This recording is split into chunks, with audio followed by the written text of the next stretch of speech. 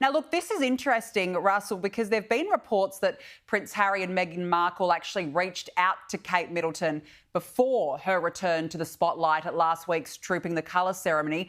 Do you think an olive branch was extended? Well, it's interesting. I mean, they put a statement on their website as Princess of Wales made that incredibly heartfelt statement when she revealed her cancer diagnosis, and they just said that their thoughts were with her. I mean, we all know about the fractiousness of the relationship with the rest of the royal family. Very much that Harry and Meghan are doing their own thing. It hasn't really gone to plan for them over the last couple of years. There's been a few mishaps, certainly, not only with the interviews they keep on doing, but the fallout is continuing from Harry's book, and there's still those wounds are still very, very raw. And I don't think there's a way back in for Harry and Meghan just yet. I think certainly the mood music coming from both inside and outside the palace has been that Harry and Meghan would have to stop talking about the rest of the royal family in order to curry any favour with them. But as I said, these have been very, very testing times for the family, and we've seen them sort of draw ranks, support each other over the last few months. And it almost makes you feel that Harry and Meghan are almost much more on the outside when things like this have been happening.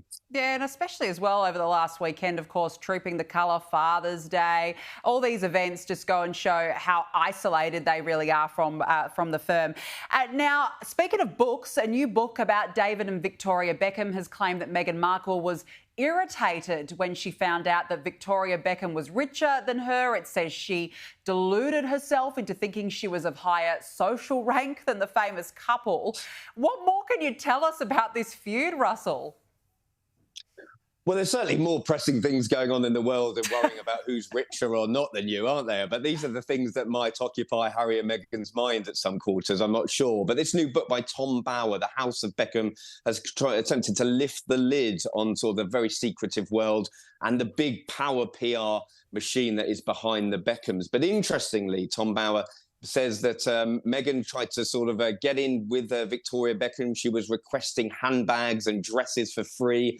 Buckingham Palace had to put a stop to that, apparently, according to Tom Bower. And it made me think about when I was on tour with Harry and Meghan in Australia back in 2018. And Meghan was apparently said, I can't believe I'm not getting paid for this. And that tells you sort of her mindset at the time. I mean, the reception in Australia was absolutely phenomenal for them. I don't think I've been on a royal tour like it. And we haven't really seen much in terms of royal tours since. And when you look at the success of what could have been for Harry and Meghan, it's a real shame that they went down the avenue of maybe chasing the dollar rather than towards chasing the duty as was expected of them at the time.